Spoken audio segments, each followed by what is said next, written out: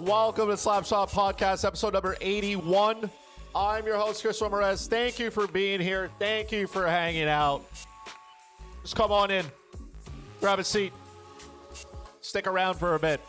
Grab your morning coffee. We got things to do today. We got things to talk about today. There's no shortage of time. But we got to get to it. I appreciate all of you hanging out, being in here. Thank you so much. If you are new here, if you have stumbled in here by accident, hey, round of applause. Thanks for being here. Go ahead, hit the sub button, ring the bell over on YouTube. You could also do it on X. Follow myself at FuzzyChris91. Follow the podcast as well at Slapshot Podcast. Hit the link tree and then subscribe to the podcast in the audio form wherever you enjoy your podcast. Google Podcasts, Apple Podcasts, Spotify, wherever.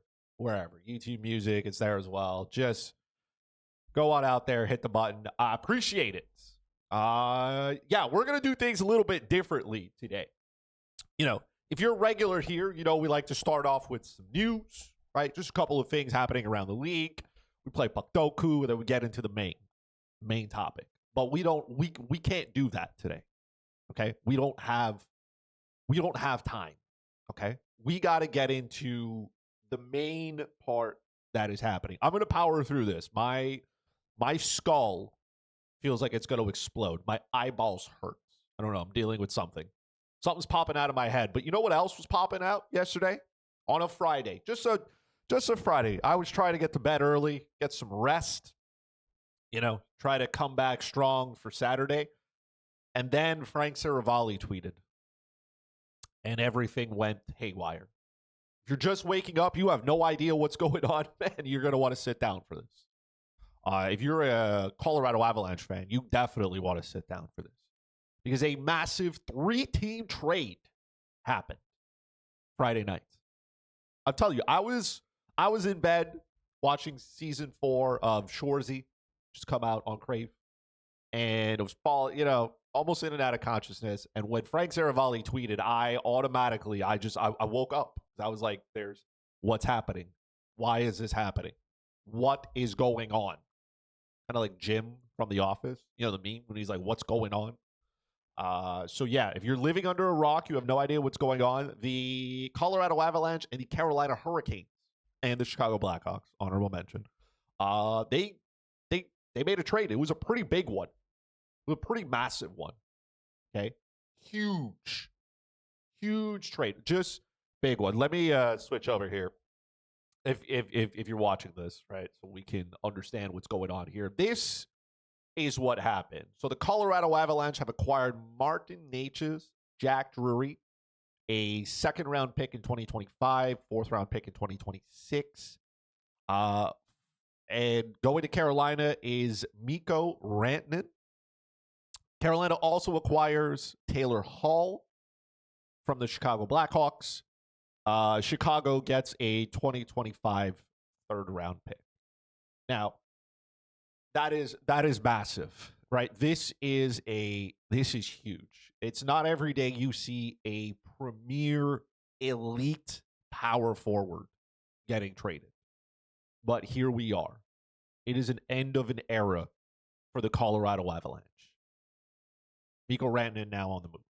Now, this is the second time that Carolina has gone out at the deadline and has proceeded to obtain a rental. We're going to call it what it is here. Mikko Rantanen is a rental, right? Jake Gensel was a rental last year.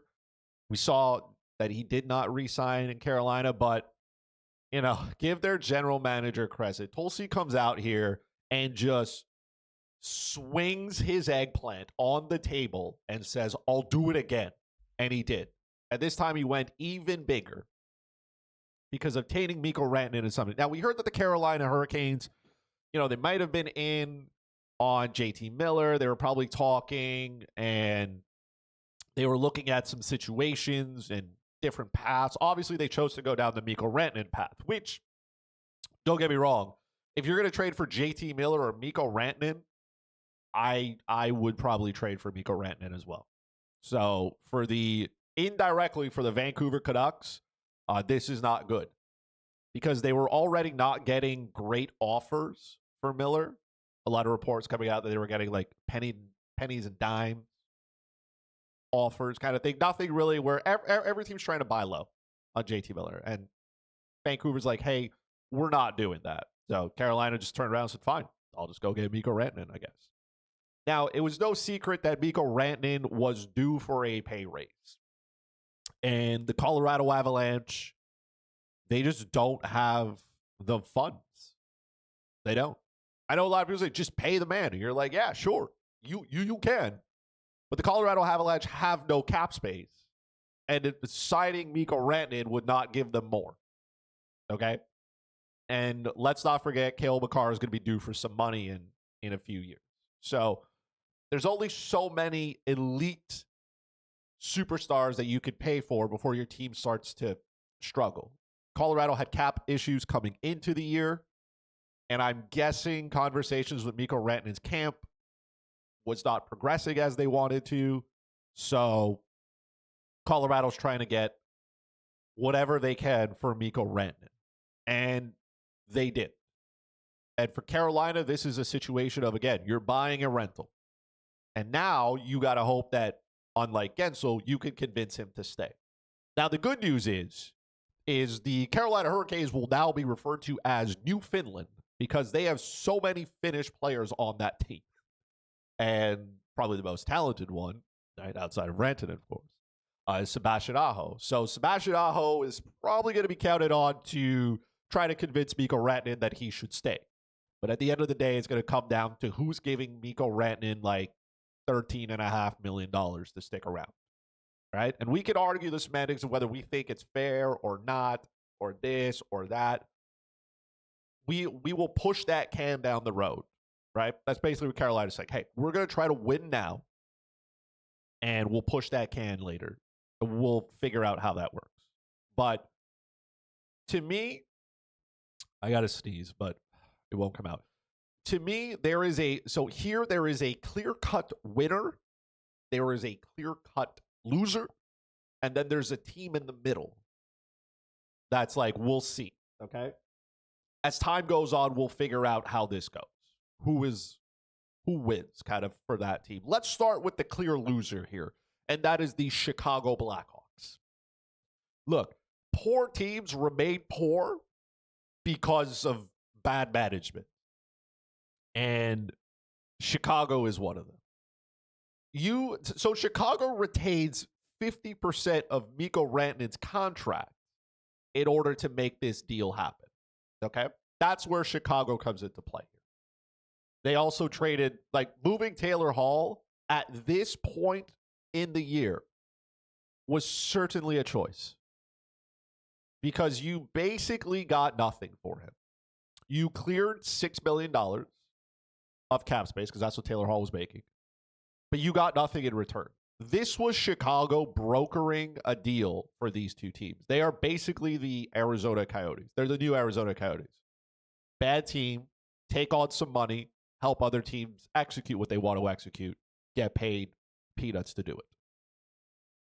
The third round pick, by the way, that Chicago got back was their own pick. It was in Carolina. I think they traded it at like the draft last year or something. Anyways, they got their pick back and had to pick up $4.625, being exact, $1 million just for the end of the season, which is fine, right? That's okay. They're brokering a deal. It's fine. But they got a third round pick out of it. They got nothing. And they gave up Taylor Hall. They've basically cleared about $1.6 million off the book. And I'm trying to understand why Chicago makes this deal now. Like Carolina picks up all of Taylor Hall's money, right? Which is fine, I guess. But they take on Taylor Hall's entire contract. And they say, hey, can you hold a little bit of Mikko Rantanen's money in return? And they go, sure. And all it cost them was a third. I feel like Chicago could have gotten a lot more had they waited until the trade deadline to do this. Like, they were in no rush to move Taylor Hall. or to get a third-round pick. Taylor Hall by himself could have probably fetched a third-round pick. And for retaining that much money, you probably could have gotten, I would say, at least a second-round pick to broker that deal. So here's Chicago, that they get no roster player out of this, which I think is something that they may need, because this team, like, they don't have enough bodies. Connor Bedard's going to wake up this morning and be like, wow, I got one less guy on the team that can play. Now, Taylor Hall is obviously not the player he once was, but he's going to go over to Carolina. Good team, play a depth role. He can, he's still got some speed. He can still generate a little bit of offense. The finish is not there, but he's a serviceable player for a team trying to make a run. He is. Clear-cut loser here, the Chicago Blackhawks, which is just par for the course at this point. Bad team, bad leadership, bad trade. It makes it. The clear-cut winner here, let's not get it twisted, is the Carolina Hurricanes. Right? Congratulations to their GM, like I said, Tulsi and everybody. Like, man, we all know that he took over the job from Don Waddell. He is a super smart guy, analytical, has got degrees above his head. And that's what happens when smart people get into a room with dumb people. The smart guy takes advantage of him. He acquires the best player in this deal, by the way, which is Mikko Rantanen. He's not worried about what's happening. He didn't mortgage the future. He's like, hey, we get a premier, elite power forward. That is what Mikko Rantanen is. He's an elite player, right? Couple things as well. Mikko Rantanen now, he will likely play the wing. He can play center.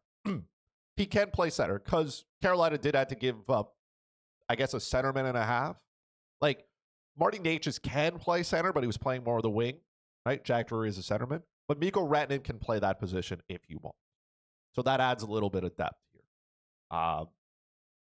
Because you do have Sebastian Aho. Then you have Jesperi Kotkaniemi, who for a minute we thought was getting traded to Colorado. And then Colorado was like, no. We that's not the guy coming back. Like, Jack Drury's not better, but he's not Jesperi Kotkaniemi. So that's, do what you want with that information here. Okay. Do what you want with it. But Carolina gets the best player here, and they get a depth piece. It didn't really cost them too much to do it. The team that's in limbo here, that we don't know how it goes or how it's going to finish or how this all plays out, is for Colorado. Now, this is a tough spot for the Colorado Avalanche. I feel like this is a lose-lose situation. Because on one end, you are in a competitive Central Division, and you're trying to win the Stanley Cup. They've had injuries all year. They go out, they get Mackenzie Blackwood, right? He solidifies the goaltending. He's been very good since coming over. And I guess negotiations with Mikko Rantanen weren't going anywhere or where they thought they could afford it. So they're like, hey, we got to move on from him. And we got to get something for him, right? You can't let him walk for free. And I was there's only so much you can get. The cost for a rental appears to be real low. I'm not taking anything away from Marty Natchez, but Jack Drury and 2 picks it seems low for the value that Mikko Rantanen can bring to a hockey team. I get he's a rental, but I'm old enough to remember when teams were paying first-round picks for Ben Sherratt. So Colorado gets a player. Marty Natchez, he can play center. He's been playing mostly on the wing. If you remember, he got off to a fire start to the year. Everything was just cooking. Now he's come back down to earth a little bit here, which is fair. But from a fantasy perspective, if you're playing fantasy hockey, this is a good spot for Martin Natchez. If you bought low on him in that window where he started to cool off, this could be a good spot for you. Because Marty Natchez is now going to a Colorado team. He is going to play a lot. He was playing about just on 18 minutes a night. Now he's going over to Colorado where Mikko Rantanen was commanding about 22 minutes a night. So And look. I'm sure Jack Drury's a nice guy, but he's irrelevant to this entire conversation. He's moving because the money probably makes sense. But Marty Necas is going to have an opportunity here. There's 4 minutes of ice time that needs to be gained somewhere, and it could be Marty Necas. And if he plays on a top line with Nathan MacKinnon, this is a good spot for him. Necas can finish. His contract is reasonably priced. This is a good deal for Colorado on the upside. From a fantasy perspective for Mikko Rantanen here, it's going to be a wait and see approach because now he's going to a much more structured Carolina team. This is a good overall team. I'm not going to take anything away from Sebastian Aho because he is a great player, but he is not Nathan MacKinnon. The Carolina Hurricanes do not have a Nathan MacKinnon. They most certainly do not have a Cale Makar. Okay? And Rantanen was going out there every night and playing a bunch of minutes with the best players on that team. And that's not the case. Will that slow him down? I don't know. Because Jake Gensel went over to Carolina and he was still pretty good. I'm expecting a little bit of regression here from Rantanen. First, in terms of ice time, he's not going to need to play 23 minutes a night. But maybe that's not a bad thing, right? You want quality over quantity sometimes. I understand in fantasy hockey, volume is the key. It's always the key. You want guys to play as much as possible because there's just more opportunities. But I think this is going to be just fine for Mikko Rantanen. I would try to buy low on him. If somebody has Mikko Rantanen, I would try to use those talking points. Like he's going to Carolina, he's going to play less, he's not playing with MacKinnon. Try to extract some value so I can trade for him. I most certainly am going to try to get my hands on Marty Necas. Because like I said, he's going to a team. Colorado's not as structured, right? And, Valerie Nichushkin had a setback in his recovery, so we don't know when he's coming back. I mean, I'm not going to take anything away from Jonathan Drouin and Tori Lehkonen because as a Habs fan, I love both of them. But they're not elite in any sense. And Nathan MacKinnon's going to need somebody to lean on. Somebody who can finish. Marty Necas can do that. He definitely can. But I don't know if Colorado has lost here yet. And I'll tell you why. Colorado needs help down the middle. This is their center group, okay? So the expectation here, courtesy of the good folks over at Daily Faceoff, is that Nathan MacKinnon is going to be your top center. That's fine. Marty Necas can start on the wing. Okay. The Casey Middlestad experiment in Colorado has probably not worked out very well. It's not good. Parker Kelly, I could care less about. And then Jack Drury is a fourth-line center. He does not move the needle. It is what it is. You could probably play Ross Colton on the wing, down the middle, but then you still have a gaping hole in your top six. And obviously, we don't know what's happening with Gabriel Landeskog. Again, Valerie Nichushkin is out. That probably changes the scenario if we know more about this, right? Maybe the Colorado Avalanche know something that we don't. I don't know. You can play Necas down the middle, move Middlestat to the wing, maybe put Colton on the top line. There's a lot of moving parts here for Colorado. But their center core is it's not great. So the Colorado Avalanche certainly did not get better after this trade. And that's fair. When you're trading Mikko Rantanen, there is no way you're going to get better, right? Like that's just the fact of what it is. But Colorado had to get something. You couldn't let Mikko Rantanen walk, right? You couldn't let him.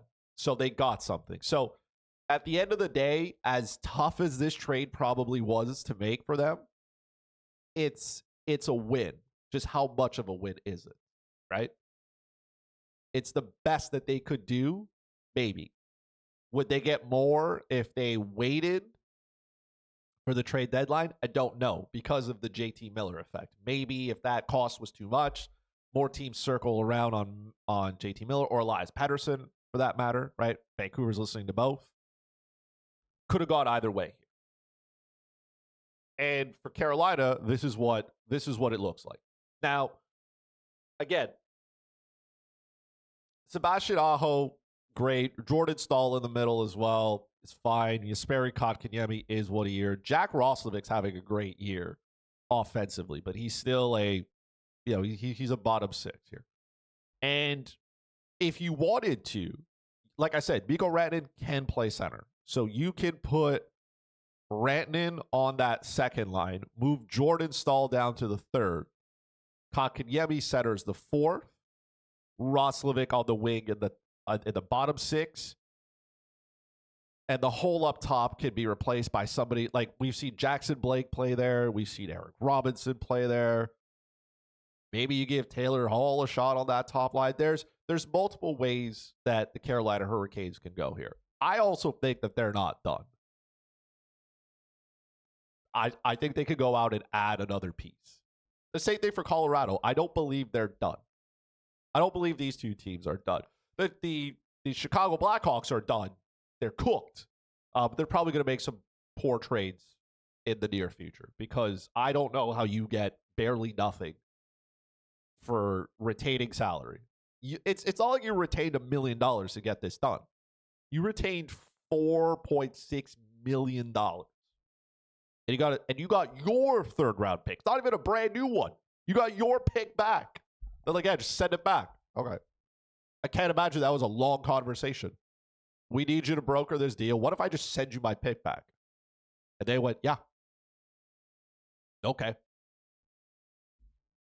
What a terrible trade there. So let's recap this. If you're waking up, welcome to Saturday.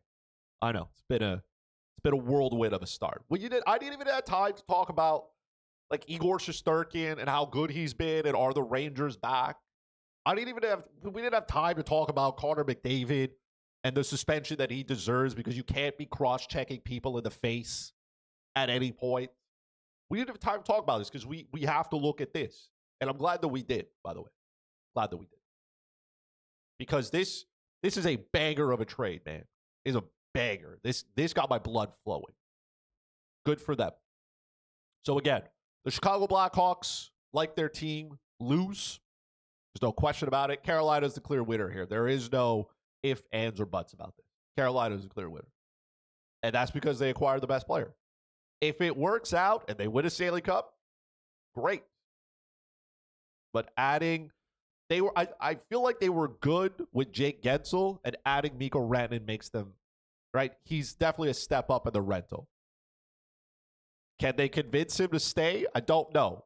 Sebastian Aho's got some work to do to convince Mikko Rantanen to stay, especially if they want to spend that kind of money on him. But again, we'll see. He's got half a year and a little bit of the summer to convince Mikko Rantanen to stick around. And winning cures everything. If he wins, gets some money, who knows? All right. That's this trade just hit like crack. I'm telling you, I was in bed, my eyes were in and out of consciousness, and then I was up for like an hour afterwards.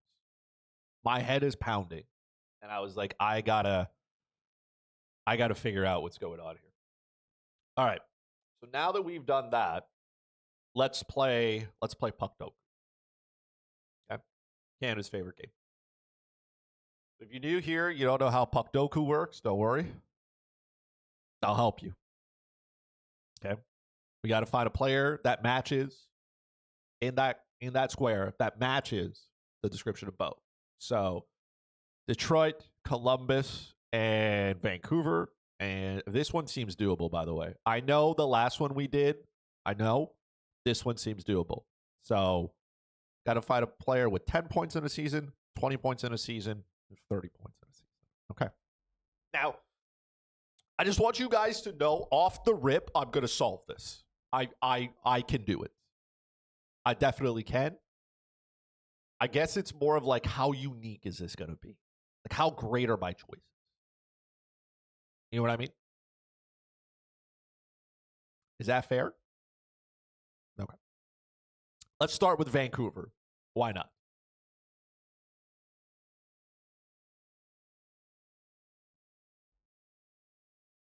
JT Miller. 2%. Elias Pettersson. I feel like it's only fair to have both of them on the same line. You know what I mean? They hate each other, but hey, in my Puckdoku, you guys were friends. I don't care. 10 points in a season here. Pavel Bure. Perfect. Look at that. Hey, listen. Listen.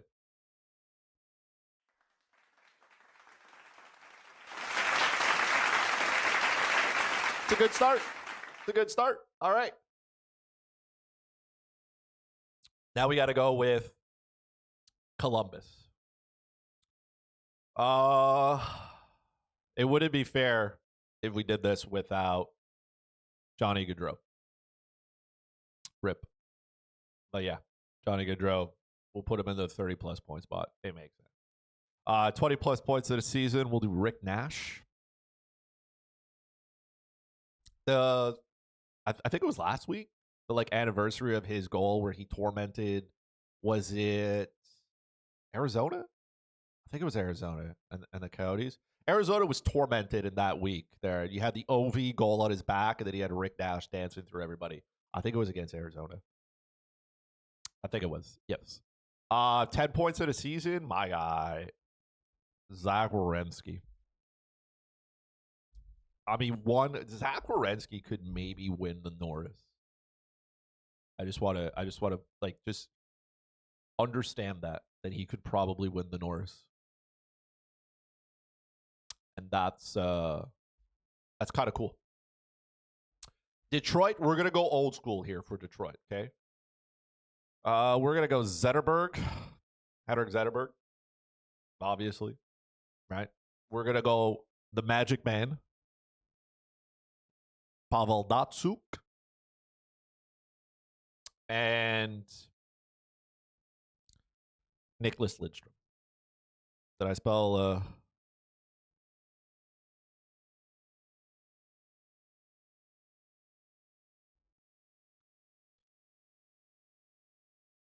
Can I not spell Lidstrom? No Ed. Okay. Nicholas Lidstrom.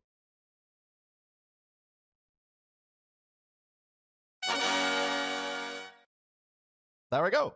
We solved Puckdoku. Not going to lie, this was not a hard one. But we still had to do it.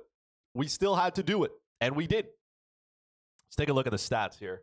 Take a look at some of the options. Steve Yzerman. Oh, my God. Look at this. Werenski, Gaudreau, and Nash. All of them here. I didn't have them in the same. I had Werenski in that order, but I had Nash and Gaudreau turned around here. Yzerman, obviously, yes. Moritz Seider. Good one there. The Sedins are here. I just want you to know, I don't know which one's Henrik and Daniel. They look alike. A lot of people solved this today, by the way. Who are the people getting 0 right? Or maybe they just quit.